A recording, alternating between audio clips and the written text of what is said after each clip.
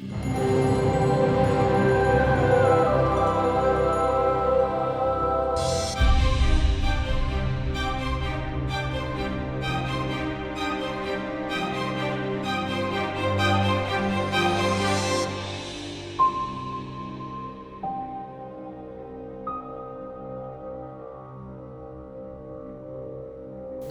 to COVID Collateral. On January 23, 2025, a panel of scientists and theologians discussed the COVID-19 response following the screening of the documentary film COVID Collateral, produced and directed by Vanessa Dylyn, to a live audience at UBC's Frederick Wood Theatre. The panel consisted of 3 UBC scientists from the Canadian Citizens Care Alliance's Scientific and Medical Advisory Committee, along with 2 theologians from Regent College. They discussed the COVID-19 response following the presentation of the documentary to an audience of over 330 people. Panel participants are Dr. York Shung, UBC Professor Emeritus of Surgery, Dr. Stephen Pelech, UBC Professor of Medicine, Dr. Christopher A. Shaw, UBC Professor of Ophthalmology, and Regent College Professors Bruce Hindmarsh and Jen Zimmerman. Your host was Kid Carson. The UBC event was also the official launch of 2 books from the Canadian Citizens Care Alliance. Down the COVID-19 Rabbit Hole, Independent Scientists and Physicians Unmasked the Pandemic, and COVID-19 Pandemonium, A Pandemic of Ignorance, Fear and Greed, The Capture of Our Institutions. Both books were edited by Dr. Stephen Pelech and Dr. Christopher A. Shaw. Links to purchase these books are in the video description.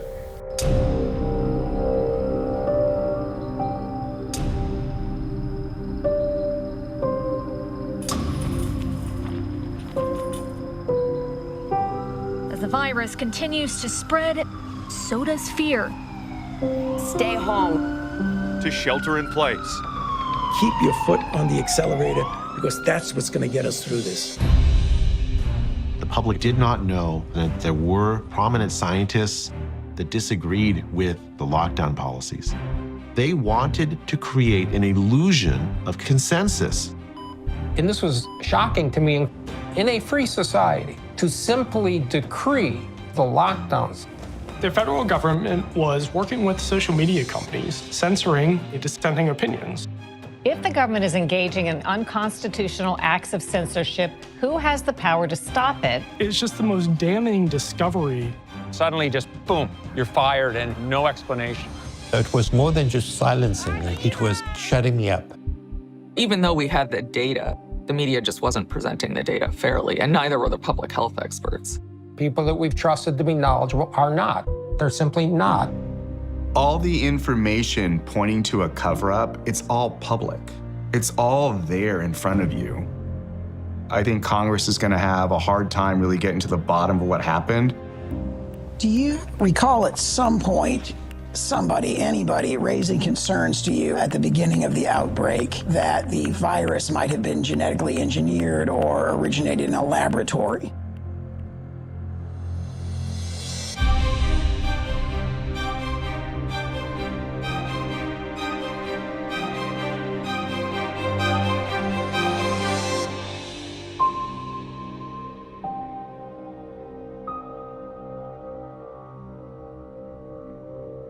And now, the panel. So we really want to get to open up the floor where you guys can ask some questions. I'm sure your wheels are spinning of things you want to ask this esteemed panel here. So we're going to whip through a couple of questions that we've got to set the stage here. I thought a great way to kick things off would just be to have each person quickly introduce themselves for 30 seconds and what their background is. You guys would do so much better job. I'll probably, some of your titles and your accomplishments are so long, I will be up here fumbling over my own words for 5 minutes with each of our panel guests. Can we start? Dr. Pelech, could you maybe start with, you're the guy who invited me, so we'll start with you. Thanks, Kit. I guess many of you do know me. I'm Steve Pelech. I'm a professor in the Department of Medicine at the University of British Columbia.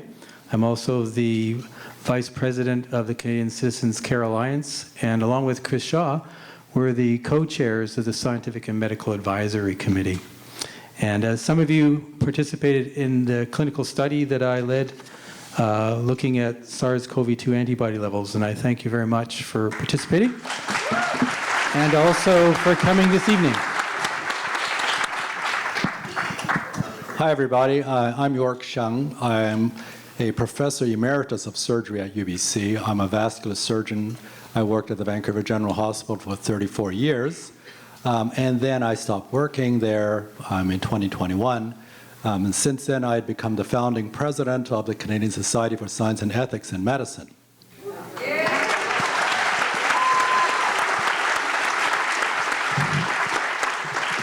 My name is Christopher Shaw. I'm a professor here at UBC in the Department of Ophthalmology and Visual Sciences. I had a little bit of an lapse there while I was off work for almost 2 years because I wouldn't take the shots. So I can relate to the movie we just saw. And as Steve has mentioned, I'm the co-chair of the Scientific and Medical Advisory Committee for the Canadian COVID Care Alliance, now the Citizens Care Alliance. And I got myself a book to give to my chairman tomorrow because I have my annual review. So we'll see what happens. Hi, I'm Jan Zimmerman. I teach theology at Regent College. Just want to say thanks to Stephen and York, who have been anchors of sanity, truth, and eventually friendship during a really crazy time that we've seen. So thank you for putting this on and for having us here.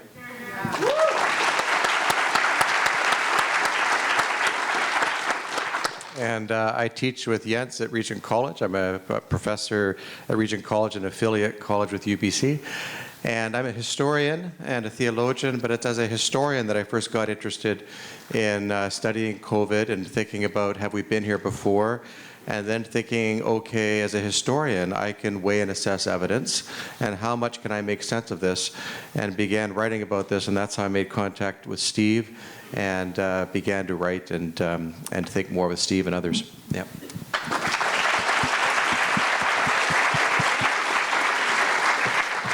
We have some questions here to get things going for us tonight. Let's start with Stephen. Was the COVID-19 pandemic a consequence of a genetically engineered virus? Well, if you read our book, which is, we went into this in COVID-19 Pandemonium book, the blue book. And we have a whole chapter on this. And really the bottom line is, Jen Zhengxi, the research scientist, the bat lady that was shown in the film, she was actually a graduate student of Ralph Barrick, who was actually doing this work with bat coronaviruses in the US, but then could no longer do gain-of-function research. So it went with her to the Wuhan Institute for about 10 years. They found this virus that was 97% genetically identical to SARS-CoV-2, but has features like SARS-CoV-1, and all the telltale signs that this is actually a genetically engineered virus. So when Dr. Fauci said, well, you know, eminent scientists see that they could see this evolved naturally, that is not what the conclusion, for example, the subcommittee of the US Congress found, and certainly what we don't see in our book and many other scientists. I think most people recognize now that this virus was a consequence of genetic engineering, which is still going on around the world. And the claim has been that, well, you know, we're taking all the safe precautions. Well, that's what they did with SARS-CoV-2. And look what happened. I also want to say that Steve was like the first important big deal doctor to come on my podcast after I was fired, which was so cool. Because when to have someone, when everyone is calling you crazy and then suddenly you're like, PhD, UBC, everyone's like, whoa, it was very good for me. Was the development of the COVID-19 vaccine an effective response?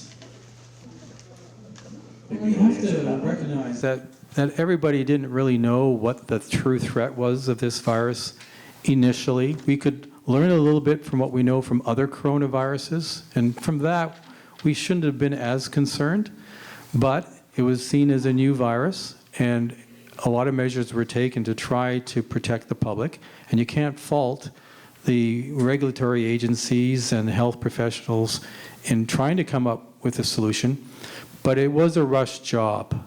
And a lot of the safeguards that are important for any product, whether it's a vaccine or a drug, were basically with a brand new technology that had only been actually tested in a phase 3 clinical trial with people for 2 months. So there's no way that we would have any long-term safety data or even efficacy data after 2 months. And so we go into this again in our book. The first book, the Down the COVID Rabbit Hole, really explains that. And I think the consequence of all this is that, unfortunately, these genetic vaccines, again, a new technology, even developed in part here at the University of British Columbia with the lipid nanoparticles from Peter Cullis's lab. And it still has potential, these lipid nanoparticles, but not for the use of vaccines, in my opinion. And I think what's happened is we can see from the data now that the more you get vaccinated with these vaccines, the more likely you will get COVID. Which I know is remarkable, and certainly not the public messaging you're hearing from Bonnie Henry and the like. but the data is continually accumulating, and we cover quite a bit of this actually in the first book, Down the COVID-19 Rabbit Hole. And since we published the book, there's been even more studies that come out, so this is where we're at. So the vaccines have their side effects, which are actually, in my view, unacceptable for a vaccine, and they are not working the way we had hoped they would. But there are many other vaccines that are underway that are RNA vaccines, and that's why we have to learn from the lessons from COVID-19 and why it's so important to have these kind of forums so people are aware. I'm going to hop over to Chris, and this question's for you. Describe the impacts that the books discuss concerning the other larger scale implications of the measures taken to control the pandemic. Okay, I think the movie did a really good job of bringing some of those out, and I think we've all experienced it. Those here in the audience have all seen what the impact has been over the last almost 5 years. The first book really, delves into what happened to the people who got sick and the consequences of some of the vaccine products that were made. And we know, people did get sick. Some people died. Many of them were in care homes. Many of them had comorbid conditions, and that's all very sad. But I would argue, and we do that in the second book, that society is built on trust, and what we have fractured in the last 5 years is probably going to take a long time to repair. We have fractured our sense of trust in government, if we had any before, in the media, in the legal profession, in the medical profession, in the academic world, in jurisprudence, and a whole range of things. And it's going to take a real effort. And I think Jay Bhattacharya said it very clearly. He said it's going to take a long time to fix what's been broken over the last 5 years. And that may be the key thing that we need to work for is, not only to learn from this particular pandemic and the government response, not to let it happen again, because I think that's crucial, and I think Steve is quite right about that, but also to begin to figure out how we fix all those things that were broken. Can you talk a little bit about the measures that we address the spike protein harms in the vaccinated? In terms of, sorry? In terms of the spike protein. Okay, yeah, no, thank you. We talk about that in one of the books. We deal with that because, of course, there are various protocols out there. I think Peter McCulloch has one that uses various kinds of proteins to extract the spike protein. Other people who are looking at other receptors, such as the N-acetylcholine receptor, have their own protocols, and McCulloch is also aware of that. There are cannabinoid products can be used to combat the spike protein. And there are a whole range of things, and we discuss these in some detail in one of the chapters. I think it's probably the longest chapter, and I'm sorry I'm responsible for that, but along with some others, many others. And I think there are other ways to get rid of it, because if insofar as the spike protein stays bound into your cells, those cells are potentially being destroyed. That's bad enough. And we know we've had a huge number of cases of myocarditis and cardiac events. We know we've had a whole series of things involving autoimmunity. And my fear as a neuroscientist is that really that once we are looking at the emergence of neurological disease, and there's already several clusters of Lou Gehrig's disease, that my concern is we're going to see a lot more of that. And I'm not, I'm sure the audience is aware of Bill Mackis and other who are looking at the, what do you call it, turbo cancers, very aggressive, very rapid cancers. So these are all things that we as a medical community, we're going to have to deal with in the coming years. And I think, the more remedies we can come up with, the more ways we can find to detoxify people from the spike protein, I think that's going to serve us well. Let's hop back over to York. Also, a guy who came on my podcast a couple of times, which I greatly appreciated. We had some great times. Great to meet you in person, by the way. It's always over Zoom, right? Likewise, crazy times. A question for you. Were complications more likely to occur after COVID-19 infection or after being vaccinated? That's a great question, and it's an ongoing question. The real answer to that is that it will never be known. And the reason why it will never be known is because all of the initial trials that Steve was talking about, phase 3 drug trials, were all terminated. And those were proper, blinded, randomized controlled trials. Once you have terminated them, no one else is going to do another phase 3 trial. So what we're left with is we're left with kind of like junk science. All right. What I mean by that is that since you want to try and eliminate bias and so get to the truth of the whole thing, what other types of trials or studies can you do? So the majority of the studies primarily are focused on what's known as retrospective databases, which is controlled by government. So what gets into the databases are things that broad classification. If you want to study myocarditis, myocarditis is based on a blood test. It's not based on a clinical finding. So if anyone has an elevated troponin, for instance, they get myocarditis. The problem with that is that in a large database, you're subject to the people who's actually collecting the data, and you're subject to the people who's defining it. Overall, the real difference is that spike protein, whether it's from the virus itself or spike protein from the vaccine, is a little bit different. The way it differs is that the amount of spike protein from the vaccine is phenomenally greater than if you get COVID infection. Number two is that the vaccine is carried in this lipid nanoparticle, which once injected goes to every cell of your body. As opposed to a COVID infection, which has to naturally come through your nose and down into your lungs, and from there, if your immunity is not good enough, it'll then spread to your body, to the rest of your body. And so I think on balance, when people talk about complications, is it more from the COVID infection or more from the vaccine? I would say it's probably more from the vaccine. In your opinion, why weren't more doctors speaking out? That's a great question. I mean, I got it right off this piece of paper, so it's great. I've often wondered that, and there are a lot of different ways of looking at it, but I would say the simplistic way of looking at it was that doctors are really just trying to protect themselves, protect their incomes, protect their status. But 5 years later, with all this information available, why haven't more doctors come out? Why haven't more doctors spoken about this? And one of our members of our group, the Canadian Society for Science and Ethics in Medicine, posted a really interesting article and used the term prone doctors. Prone meaning face down.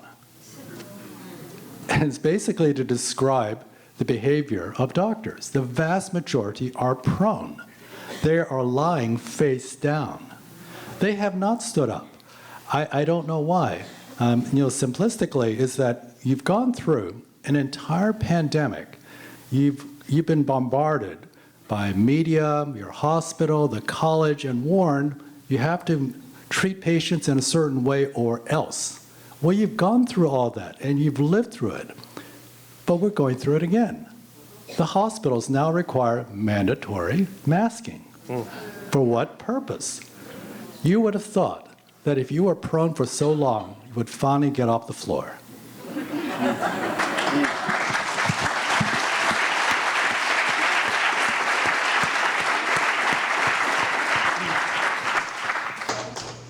We'll hop over to Jen's. This is an interesting question because I kind of feel, maybe you've noticed it also, there seems to be a little bit of a spiritual awakening happening over the last couple of years. So this question for you is, most Christian church leaders, as well as leaders of other faiths, they were very quick to comply with the government measures and mandated them to their followers in the name of neighborly love. Why do you think Christians were so eager to work with the government, even though measures like isolation were so damaging to especially the elderly during that time? Yeah, that's a great question. So we go from junk science to junk theology. It's very difficult to answer these questions as properly as I want to. And I can only speak as a Christian theologian out of a Christian faith. I don't know about other, well, I know some about other religions, but it's simply the loss of fundamental aspects of the Christian faith within the churches. And I mean, the same as what York has been saying is true for pastors that are still face down, that are still not speaking out either after all this time. So let me just say a few. The ones I would like to talk about, maybe we can do this in further questions as well, are the incarnation, is the church-state relation, a proper understanding of how the church relates to the government, and the third is the nature of love, and I can't cover all of that, that'd be like a book. But the incarnation, I mean, Jeffrey Tucker talked about the foundations of Western civilizations and humane civilization to recover that. The incarnation is historically the foundation for human dignity and personhood, right? So we've lost that, and Christian theologians have lost that. So when you isolate people, you take away their dignity. When they're not allowed to commune with loved ones, you take away their dignity. And no cause of a pandemic and going to zero COVID and so on should trump personal dignity. And if Christian leaders didn't see that, that is tragic. And they should have protested against it. They should have, thrown themselves against the doors of the old folks' homes and says, we want in, or at least let somebody in to commune with these people. And to let people die alone is not just inhumane, it's deeply unchristian. See, for what follows from the incarnation, which I can't really explain in detail, is that we're spirit and body beings. We're not just physical, we're spiritual, and they're both together. And human beings flourish when both of these are served together. And to throw an elderly person an iPad and say, here, commune with people, without the body, without the bodily presence of another, and these kind of things, is deeply Christianly wrong in terms of our biblical faith. The same with what happened in the churches. So we believe as Christians that God's presence comes to us through material means. We call them sacraments. And really, in some ways, we are a sacrament to each other. We communicate God's presence to one another in real embodied circumstances, right? That's why the Christians call the church the body of Christ, which is Christ himself calls the church my body. So for church leaders to put a vaccine between worship, being able to attend worship, or you say, well, the Eucharist, one of our most important sacraments where God's presence is believed to feed us, to say, unless you're vaccinated, you can't participate in it. That's a man-made injunction against what God has ordained. So how can Christian leaders, why didn't they protest? Why didn't they put their bodies between these kind of insane kind of things? Really quickly, church-state relations. From the early beginnings of the church, it was a Christian confession that Christ is Lord and Caesar is not. So the only way that we believe in the constitutional or the God-ordained purpose of government is if it serves humanity, if it serves human flourishing. If it doesn't, we don't have an obligation to obey the government. So why do Christian leaders just, collapse and just eagerly participated and fell over themselves to serve the government? And finally, the nature of love. You remember, one of you, I don't know if Kit, you said it, one of you said it. The mantra, do you remember? Do this in the name of neighborly love. Get the shot in the name of neighborly love. Mask up in the name of love your neighbor. How can you not love your neighbor? It's a noble Christian sentiment, but in our Bible, Christ says, I'm love, truth, and life. So you can't separate love from truth or life as a whole. But that's precisely what Christians did. Like Christian leaders, well, let's love, meaning we're going to follow these things. Well, are they true? Are they beneficial? Do they support human dignity? Those are questions they should have asked, but they didn't. So you're just browbeaten into love your neighbor, as every good Christian should. Well, what about if that's not true? What about if that doesn't work? You weren't allowed to ask those questions. Then you wouldn't love your neighbor. It's crazy. But that's exactly what happened. Finally, last word. Scriptures say love casts out fear. How much of this stuff was motivated by fear? I'll just say the last word here. I taught a course on early Christianity. You know what? For Athanasius is an early Christian theologian. You know what he says? He writes this whole thing on the incarnation. It says in the end, you know what, guys? If you don't believe what I say here theologically, you know how you can know that Christians, that this is true? Watch Christians. They're not afraid of dying. They tend to sick, even though they may get sick and die. They don't care because they're not afraid. Love casts out fear. Again, fundamental Christian truth, completely neglected. And I'll forgo my second question because I've talked too long.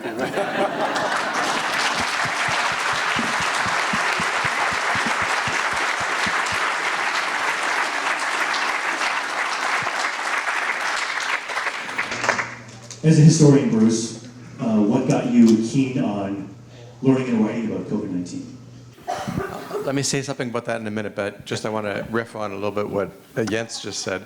I don't know if you remember, but yoga studios were open, liquor stores were open, but churches were shut down, right?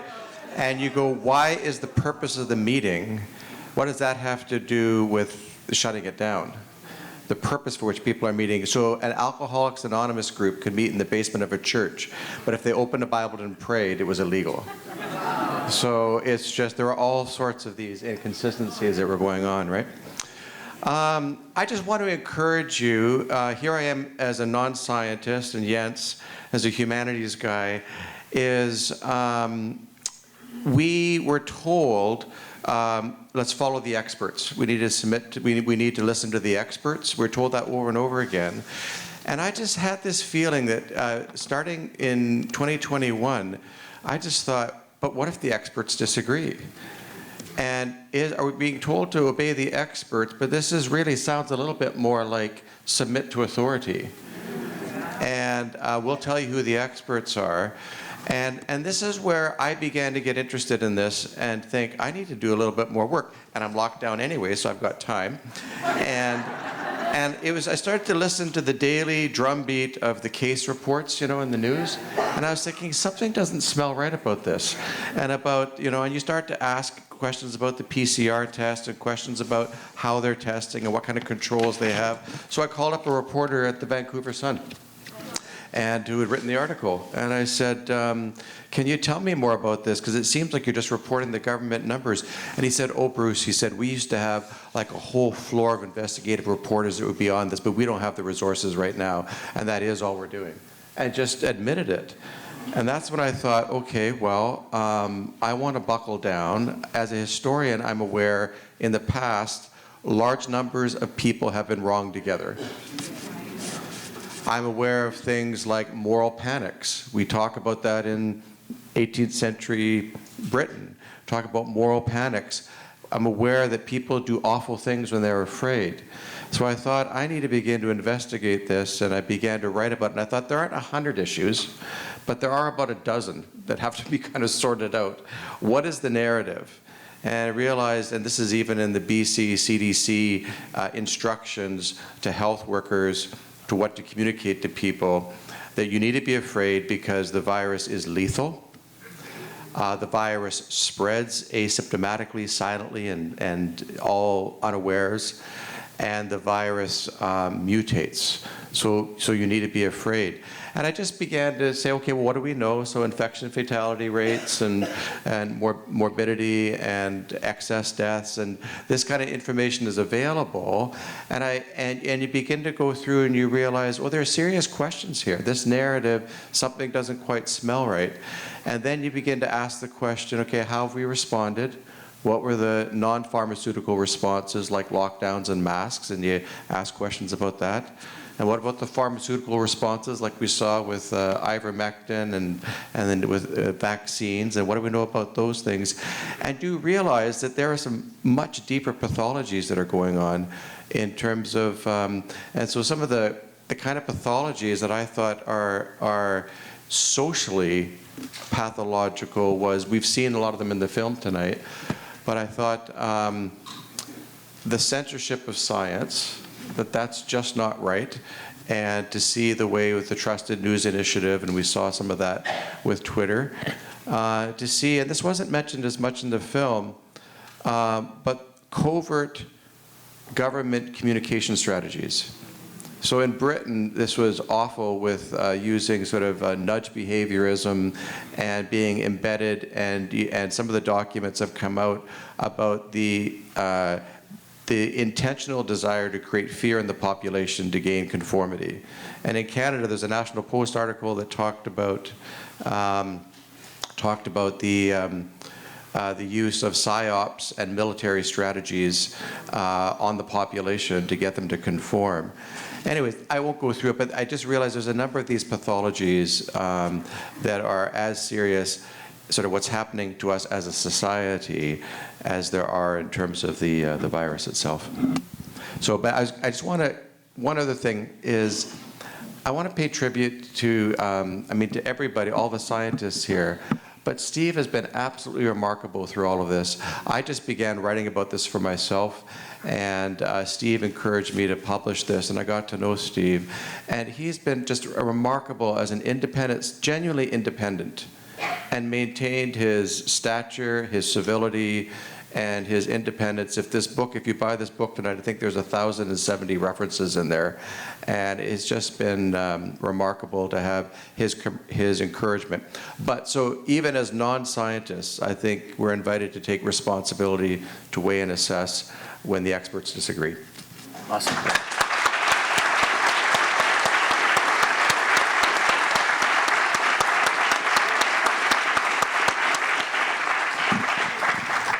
What we'll do now is we have about 30 minutes. If there's any questions, pop up your hand. We have a couple of microphones that are roaming the floor, I believe. Do we have the mics on the floor going on? Okay. Here you go. Should be on. I'm just wondering if you're going to follow this up with a vaccine collateral. Is it working? I don't know. She's wondering if you're going to follow this up with a vaccine collateral. Yeah, the story just, it's an ongoing saga, obviously. And there's much more that we could have added to the books. I wish we had more about the effect on the various religions. And that's something which is a deficiency, really, in the COVID pandemonium book. But there is actually another book that's is being done by another author that's out of, I think it's Manitoba. And that book is being actually published in Australia. But it'll be available here. And it delves more into what happened in the churches and also in the families and homes. What we try to do at the Canadian Citizens Care Alliance is we have a series of essays that we're producing on a regular basis that is posted on our website. We have several that are just about to be published, but we will ongoing continue to look at scientific, look to science to critically analyze the information that's being presented and what's in the scientific literature, and try to get that in a form that it's more intelligible for the general public. So in a sense, we do have some plans for other books. One of the plans is maybe a book on the RNA technology itself, its promise and its perils. And another one we think might be worth doing is related to biomedical ethics in a brave new world, which is what we're in now. So we are continuing to trying to produce books and materials. Can I butt ahead? Yeah. A lot of people are reacting to Trump this week talking about rushing out mRNA vaccines for cancers. Right. Is there any sort of gut reaction that you get from hearing that? Yeah, this is, I've seen this before. You know, when the human genome was sequenced over 25 years ago, we heard, oh, now we're going to cure cancer. And everything else, yeah. Yeah, and then there was another one was, oh, monoclonal antibodies. We're going to be able to now treat everything. And, from the time to the development of the first monoclonal antibody drugs that were approved on the market, from when it was discovered how to do this technology was 20 years. Okay, so none of this happens very fast. It's usually, and I think it was Larry Ellis, that proposed this. I mean, he's not even a biologist. He has no concept of the complexity and how difficult it is to actually have safe products come to market that are going to be very effective. So, yeah, I wouldn't give it any credence. Yeah, okay, what could possibly go wrong? AI.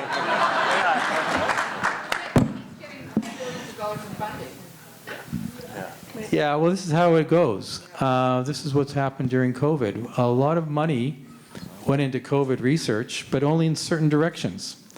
And unfortunately, with the lockdowns, many university labs for a year to 2 years were shut down. So a lot of the research that we'd be doing in other areas where more people are actually dying, cancer, heart disease, neurodegenerative diseases, their research programs were actually really hampered dramatically. And then when we look at the funding that the Canadian government, for example, is going to spend on biomedical research, the Canadian Institutes for Health Research, we can look at the funding from 2022 to what's projected to be now in the next year, and we're looking at about an 18% drop actually in the funding. But bear in mind that we've also had inflation during that time. So for scientists trying to do research, about 1 out of 4 grants that would have been funded now will not be funded. And as research scientists, when we're submitting our grant applications, only about 1 in 7 grant applications actually get funded. So this is actually going to hamper the biomedical research effort in our country in other directions that will actually maybe make us more innovative. So yeah, there's a lot of repercussions. Okay, we got our next question here. Yes, I'm very curious about why our public health goes on offering the COVID vaccine to children. My patients who are public health nurses tell me that they are running clinics where alongside the flu vaccine, they are instructed to push the COVID vaccine, and they're doing it rather half-heartedly. But from children from the age of 6 months up, the fact that this persists reminds me of how the inventor of frontal lobotomy persisted in crusading across the continent even after it was seriously affected. And I'd love Dr. Shaw's impression of what public health is up to. I'd love Professor Hindmarsh's. Have you been listening to the radio commercials? Yeah, about usual things. We're in respiratory disease period, of course, and wash your hands. Yeah, they save that for the end. But go get up to date on your COVID vaccines and your flu vaccines, or both if you can. And that's the only way. Yeah, it's like that same narrative. The only way out is when you've got vaccines in everybody's arm. That was the mantra almost from the beginning, even before the shots rolled out. And as we've seen in the movie, and as Steve can tell you, very, very clearly, this does not affect children by and large, except children with extreme comorbid conditions. It just doesn't. So this is Bonnie Henry playing fast and loose with the facts and the data, and basically trying to create more of this. You're familiar with the sunk cost fallacy. Why give it up when you've already invested so much time and effort and money into it? So they're not going to give it up. And so they're going to keep pushing this as long as they're in power, I fear. Okay. I think there's also an element with public health that is the ethics are utilitarian, and it's not about the individual, right? It's not about, it's not Hippocratic, do no harm, and informed consent, and the individual right in front of me. It's always statistical, greatest good for the greatest number. So and one of the first things that they sort of discovered is it's logarithmic, right? The risk from infants to the elderly, and that there's a 1,000-fold difference in risk in terms of death from COVID. So why this is happening, to a hammer, everything's a nail, to a public health officer, everything's a vaccine, right? Yeah. Well, just to add a philosophical dimension, is I think it's a combination. I'm more cynical. I think it's a combination of techno-obsession and pharma profit. I think the two totally go together, and that's part of the problem. So, can I? And do keep in mind also that a lot of this has a religious flavor, and not in a good way. So a lot of the things, you hear the statements, we trust the science, we believe the science is settled. Those are not statements of science. Those are statements of cult religion. And that's what you're hearing again. You're hearing politicians may not, they honestly don't know. We should still put the books on everybody's desk in Victoria. But the reality is, their event horizon is only to the next election. They don't think about this stuff. They don't have training about this stuff. And one of the things we try and do in the book, and it was in the first book in particular, is we try and educate people. What exactly is science? What does it do? How does it work? Because a lot of people clearly don't know. And sadly, some of them are in public health. And that's a major tragedy when we talk about experts being, and doctors being face down. Well, you're seeing a lot of that, unfortunately, and they do not want to get out of that face-down position, because then if they were honorable people, they'd have to come to terms with the fact, what did we just do for the last 5 years? So, my question is to the whole panel. My question is for the whole panel up here. Biden has given Fauci a preemptive pardon. And we understand the kind of collaboration that our public health officials did with their counterparts in the US. My question is, how much will that filter over the border, and should we be concerned about some form of preemptive crime committed against us as a population from our public health experts?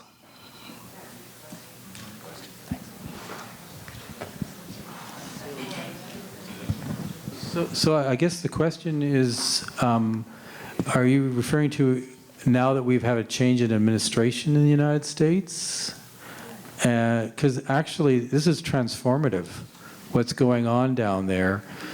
Hopefully, Robert Kennedy Jr. will become the minister in charge of health and food, and Jay Bhattacharya, who you saw in the film, will take on the role as the leader of the NIH, and he would be someone like Fauci's boss, for example. So it's hard to predict how things are going, but it's going to affect us in Canada, no doubt. And I think in a positive way. So we'll see what happens, but there's going to be a lot of resistance, needless to say, from the pharmaceutical industry and those that are vested in the previous narrative. We will probably have a change of government in Canada as well. But it'll still be a challenge for us to make sure that the members of parliament, or here the MLAs, are educated into what actually happened, and that we're going to work very hard on that front.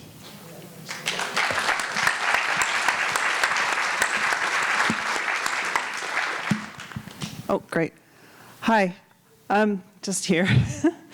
I'm curious about vaccine shedding. The comments seem to go all over the place, and I know early on, deep within the literature, one of the big pharma companies did acknowledge that there might be some shedding. So I'm curious about your opinion on that, and should all of us here just assume we've been shed upon and do the and take the precautions, what Michaela talks about, and do that stuff preemptively?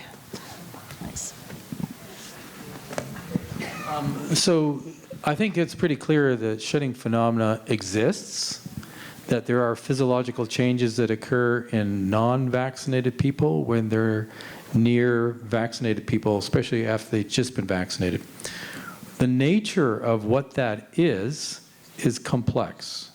It may well be a combination of several things. One, shedding the actual vaccine, shedding the spike protein that's produced from the vaccine, shedding what we call exosomes. So these are fragments of cells that the immune system most likely has attacked because it has the spike protein on it, and therefore someone else may be exposed to either a little bit of the vaccine, so they'll produce the spike protein themselves, or they're being receptive to getting a little of the spike protein.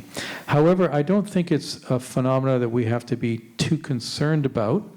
Maybe in a blood transfusion, perhaps, if someone just got vaccinated, there's one scenario I could think of that might be a problem. But for most of us, with the shedding phenomena, it's very dilute. And it's going to be not inside, your circulation. It's going to be more or less down your gut and in your nasal pharynx area, which you're continually clearing. So, and that's where your strongest immune response is, actually, to the virus in the first place. So I don't think it's something that you need to be really overly concerned about, but it is a phenomenon, and I think it does reflect many different things happening at the same time. I'll just add to that. I think Steve is right. Yeah, I mean, it is a real phenomenon, but I think we've all had COVID, and so we all have natural immunity now. Okay, so I think the impact, and as was mentioned, here in the panel and on the movie, the amount of spike protein you're getting from an injection is vastly more than you're going to get from the actual disease. So if people shed on you, you're probably going to deal with it pretty well, would be my guess.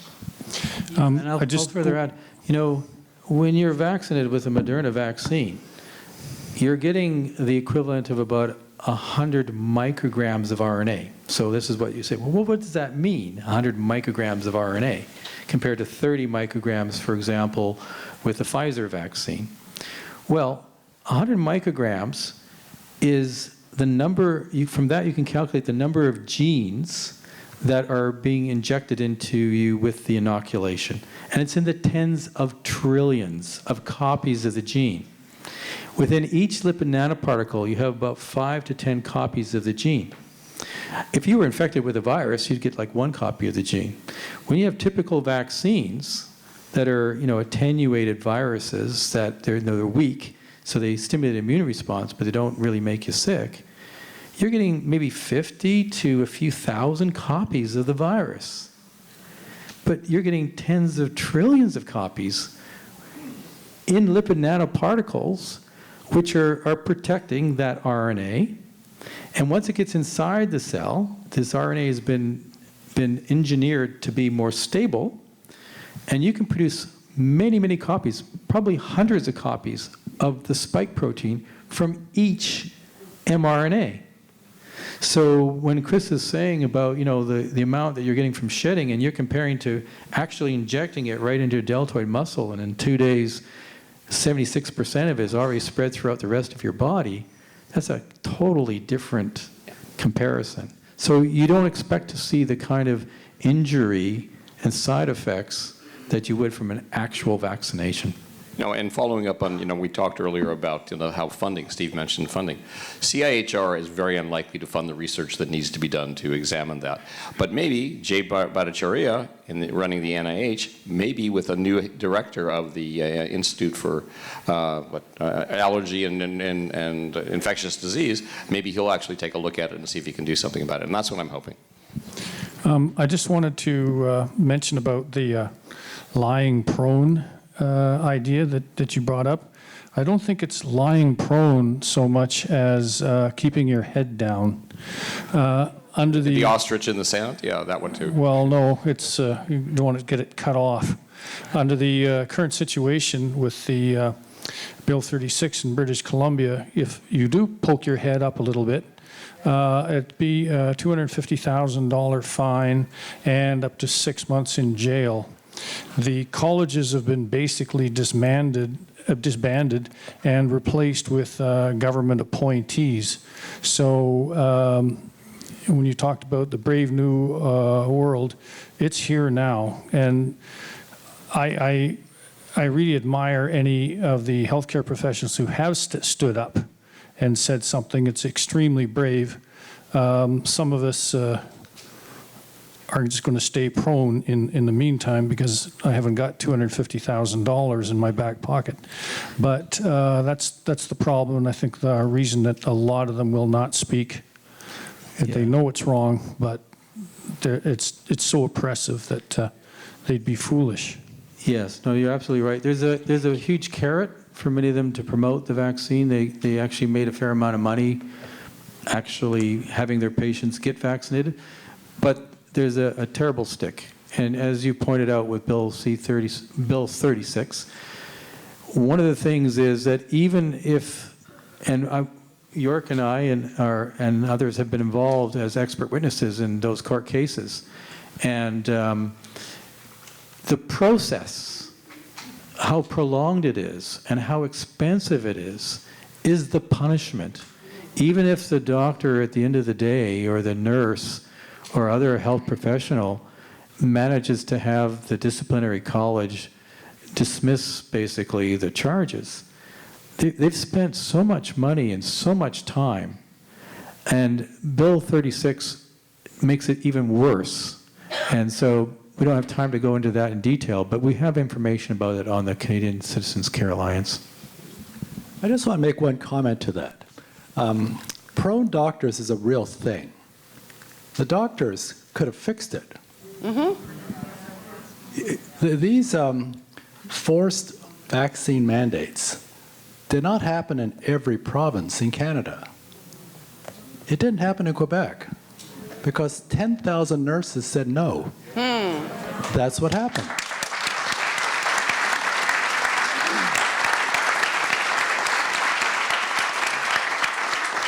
I'll give you an analogy. If all the trash collectors went on strike and asked for higher wages, within 2 weeks they would get higher wages. If all the a very small group of doctors, let's say all the emergency room doctors went on strike because of Bill 36, that would crash the system. But they don't. And they also, you all know who Charles Hoff is. Okay.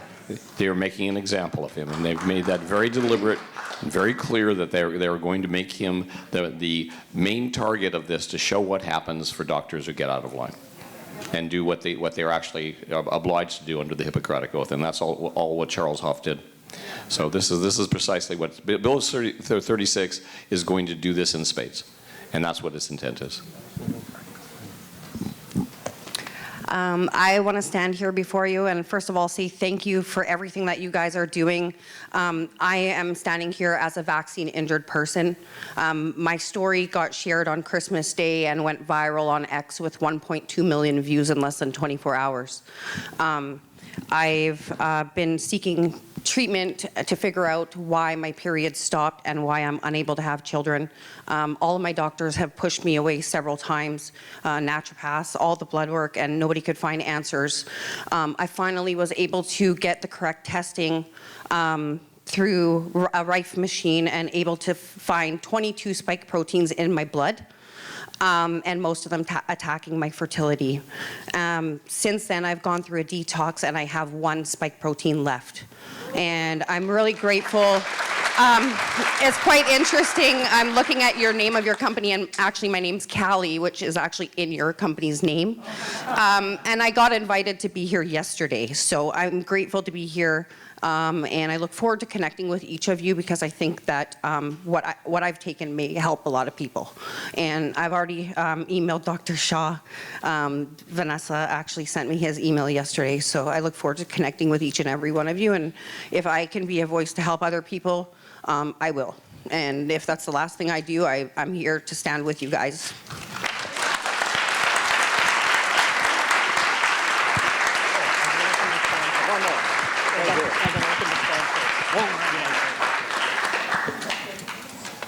Oh, yeah, sure. No, go for it. Yeah, I won't stand up then. It'll take too long if I do, because I like to talk. I'm a vaccine survivor. 14 years, took the 2010 vaccine, became a quadriplegic, 8 months in the hospital. There's so much to my story. And Vaccine Injury Compensation Canada. So you get lots of the VCCs, like Ted Kuntz, who is a wonderful man. And you can look at my story at ramgbs.wordpress.com. Bob Martin. Search me out. There's lots of information. You want to talk to me after, I'm happy to do it now. To you guys. Spreading the disease after they give them the shot. They got to stay home for 2 weeks with all their family. Anybody that wants to travel stays home for 2 4 How long are they going to keep taking shots? 14 years I've been fighting them. Had things go to the federal government, sit on the table, die, and not even be talked to. The changes have to come. Polyev or whoever goes into position, he has to sit down with us. I'm an expert in what I'm talking about. I got 14 years of back to 1835 talking about vaccines and how much bullshit went on then and how many people died and how it didn't work. So anybody gets vaccines, go home and stay there like we were told. Go home and stay there. Thanks very much.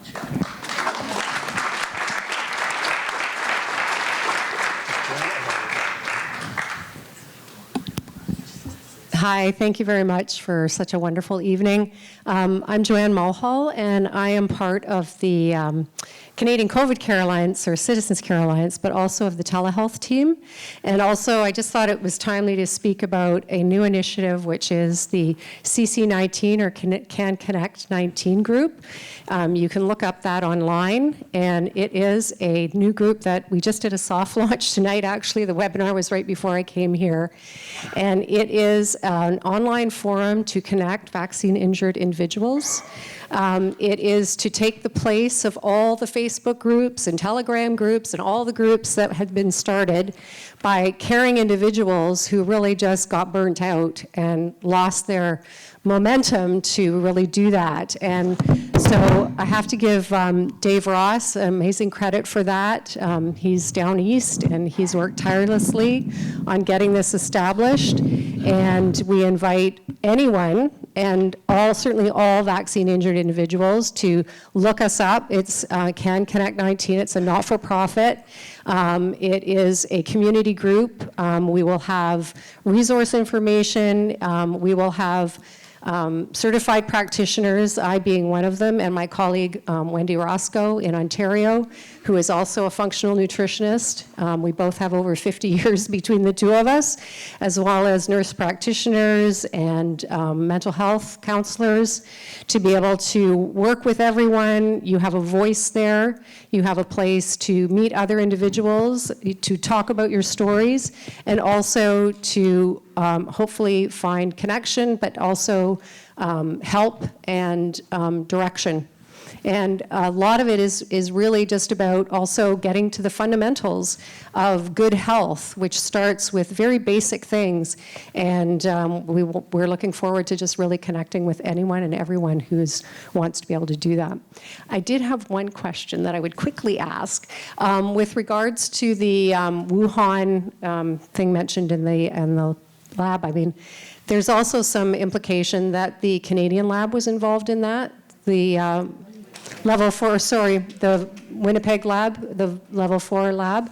Can you speak to any of that at all? Because there was a lot of shenanigans around that a few years ago as well. Yeah. I mean, this is the case of where basically, I guess a Chinese doctor and her husband, actually from China, she was a Canadian citizen, they were escorted out from the level 4 facility that's in Winnipeg by the RCMP for about 2.5 years. We didn't know exactly what happened. That story is actually in one of the chapters in the book, the COVID-19 pandemonium book. We cover that in the chapter on the origin of the virus. But it's complicated, so I think it's better to read that section of the book. Yeah. Yeah. There was a question down here. Yes. Oh, sorry. Yeah, we'll get the next text. Yeah. Hi there. Thank you for being here. It's been a fabulous night. It feels so good to be with like-minded souls. What do you know about the prevalence or the proposed distribution of these self-amplifying RNA vaccines? Okay, I guess I get to talk about.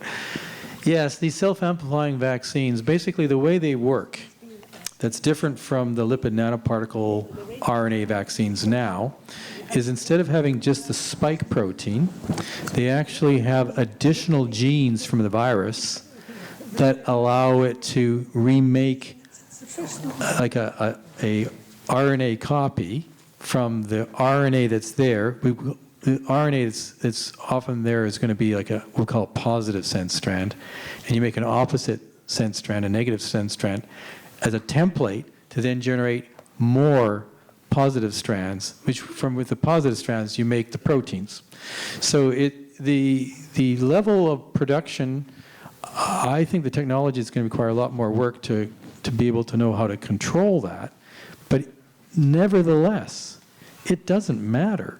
Because if you're putting a foreign protein on the surface of your own cells, whether it's with the self-amplifying RNA vaccines or just what we've seen with COVID-19, it's the same problem. But does it spread more easily in lots of populations? No, it's going to be the same. The question is, what is the level of expression of this and how long? I think the idea here is that it's going to be a persistent. You're going to be able to produce that protein on the surface of your cells longer. Now, I would say if that's the situation, then you're opening yourself to more inflammatory attacks of those cells. And there's, of course, very little data about this at this time. My own feeling is that the whole technology of using RNA vaccines is doomed. But there may be applications for RNA for where you're not trying to use it as a vaccine, but as a therapeutic to treat cancer or some of these other diseases. So there is opportunity, but a lot of work has to be done.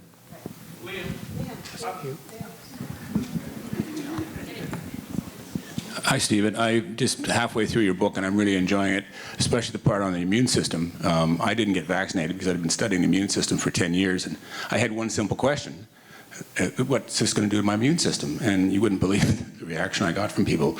Now, your book, I guess, probably is about 6 months old on the data of what the vaccine does to your immune system, the P53, the toll-like receptors, all the, the different mechanisms. Has there been anything else learned in the last 6 months to a year on what the vaccine does to the immune system? Because it's pretty damaging. It hits both the innate and the adaptive.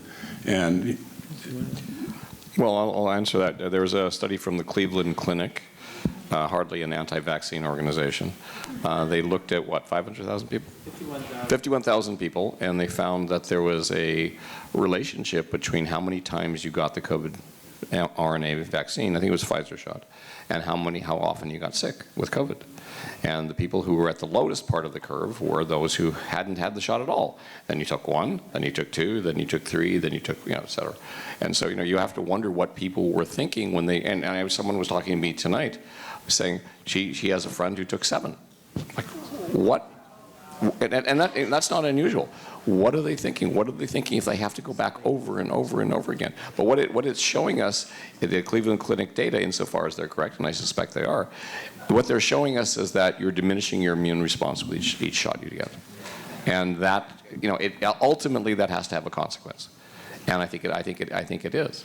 And every time, again, as Steve has mentioned, you're giving yourself trillions of spike proteins with each shot, and they're going everywhere. What's going to happen? What's going to happen to the various organ systems in your body when you do that? I don't think the answer is good. So, short answer, yeah.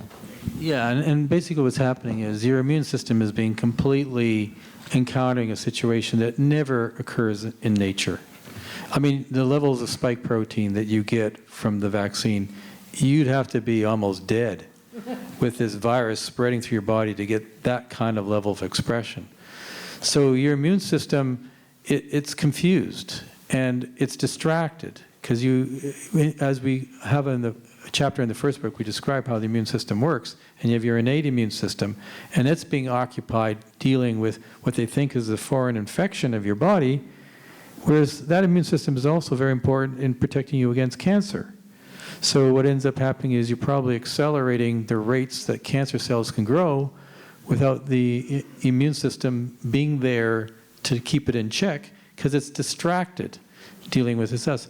We know from Ontario Health billing numbers that the number of cancer cases in Ontario has actually increased in 2021 and 2022. We don't have the 2023 data yet, but it's much higher than what the trends were in the previous years, even in 2020, when there was no vaccine, but there was the virus. So clearly, it's correlative, but it does look as though there might be a linkage, with timing at least, with the vaccines. I should mention that was done in women in Ontario, and a series of various kinds of cancers that were identified by one of our colleagues in CCCA. Do we understand more about what the mechanisms are, though? P53 or what else? I've got a question. Are you is this I think with the mechanisms for the P53, it's a bit complicated, I think, for this audience. So I'm happy to try to see if I can deal with that with you more, but we do know that there is a relationship between the vaccine contamination and potentially the spike protein. The P53 is one of those proteins you have in your body that protects you against cancer. And normally it's defective in many people who get cancer and makes it easier. It's kind of like a brake on cell growth. So the fact that you would interfere with this could facilitate actually cancer. We got a lot of questions. Hi, I have a question. So I'm here. Hi. Right in the middle. Yeah, right here. Okay. Oh, yeah, I see now. So thank you very much. It was great to see We the have video. these blazing lights, so we can actually not see anybody. Well, that's okay. Here comes the question. You don't even have to see me. I can be just a disembodied spirit speaking to you. Well, not yet. I'm getting there. So, before COVID, I was a proud Canadian, and I believed that my rights and freedoms were protected by the Charter of Rights and Freedoms, etc. So what I saw, I was never afraid of the virus, but I became very frightened of the government and what they could do to me and to people collectively. So, yeah.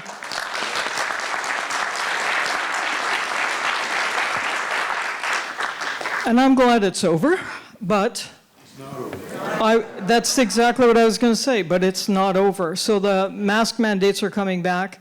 I was very pleased to hear about the 10,000 nurses that said no in Quebec. So we've been talking, retrospectively about what happened and all of the science behind it, which I very much enjoyed. But I'd like to look forward now. I want to know, as an individual and corporately as Canadians, how can we take back the power that we had originally as a democracy? And how can we protect ourselves from this ever happening again, that this horrible mess ever happens again? And I'm just asking you guys, I know that you talked about prone doctors, and I understand that people can lose their jobs, etc., but over time, any social change always had a huge price. How do we motivate people to stand up, regardless of the cost, to protect our rights collectively, and not allow the government to have that much power ever again?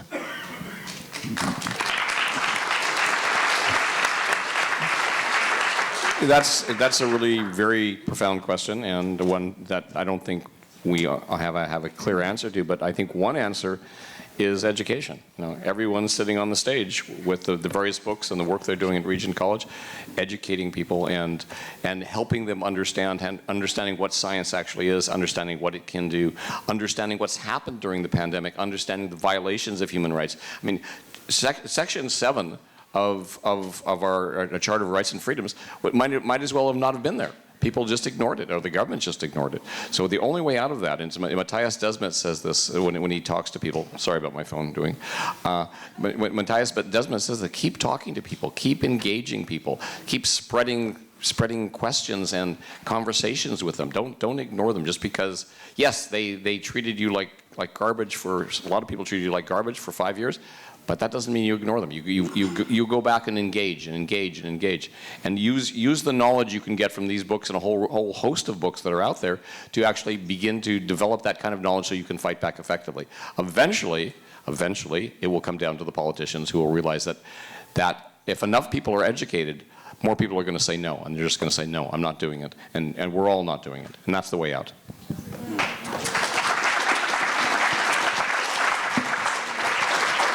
I think Chris is right, and it's a really good response, I think, in terms of education.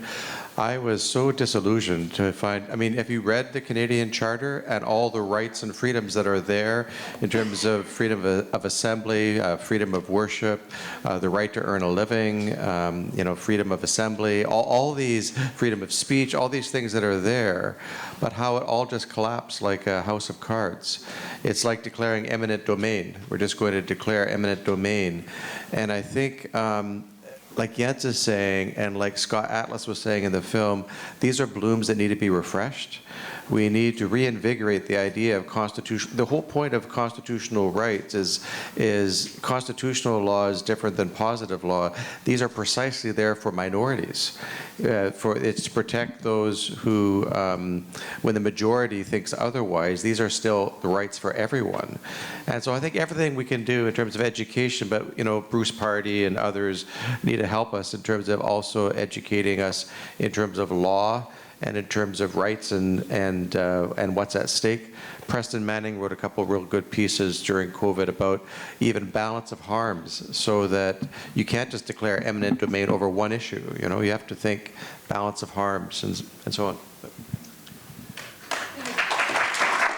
Joseph, I'm sorry, I'm going to jump in there, Kate, but Joseph has had his hands up for a long time. I wonder if he could get a question in.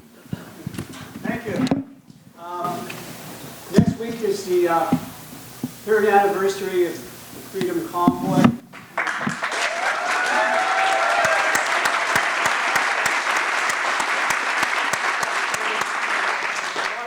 Protesters started showing up on the 27th and 28th and 29th, and some of you people were there probably. So I have a question here. I remember meeting one person a long time ago who said, you shouldn't call it a pandemic, you should call it a plandemic. And I thought, oh, that's off the chart. But the last 3 years has shown me differently. One thing I didn't see in the movie was there was no mention of Event 201. I was wondering if you could have, because when I saw Event 201 preceding the plandemic, the penny dropped for me. Because the top spook in the United States, Avril Haines, sitting, chatting to the head of the Wuhan lab and the head of the Chinese CDC. And like, what's going on here? What did you think of Event 201?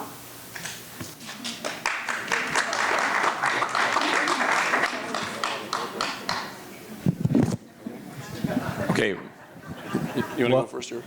Well, I wasn't there. He was lying face down on the ground, yeah.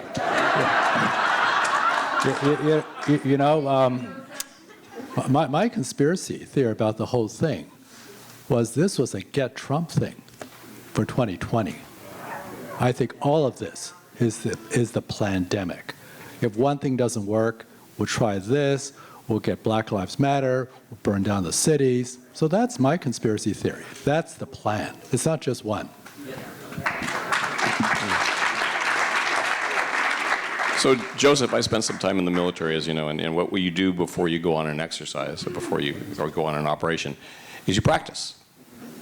So does it mean that's what they were doing? No, but the lineup at that event was very odd, and considering who funded it, it was Bill Gates and the Gates Foundation. It was the Bloomberg School of Public Health out of Johns Hopkins. It was a lot of players who seem to relish this kind of stuff, and it does seem very odd. They did it in October, and then the virus was announced a couple months later. I don't know. It doesn't mean that's the way it happened, but for me it doesn't pass the sniff test as being totally innocent. I think one of the issues is, again, my question is, I don't know about the Trump thing. I think it's bigger. And my question is whether these people actually believe that new technologies and the way of following the security paradigm, which you can trace, right, from terrorism, we've got to fight terrorism. How do we fight terrorism? How do we fight bioterror? And then how do we, crowd control? Because one of the things that struck me is the military nature of the whole of the whole pandemic, right? I mean, containment, lockdowns, those are not medical terms, those are military terms. And you could see the paradigm by China put out there in Korea, North Korea also, people spraying military style the roads and all of that. The effort, it's completely insane, but there is a crowd control dimension here, and I think we need to be aware of that. So there's an obsession with the idea that technology and crowd control will actually bring us somehow a better future. And that's really problematic, and I think people need to be aware of that. We have so many questions, and unfortunately, we have to vacate this place pretty soon. So food is half price. And we'll have a little bit, still some books, but we do have to call it an end for the evening. Thank you.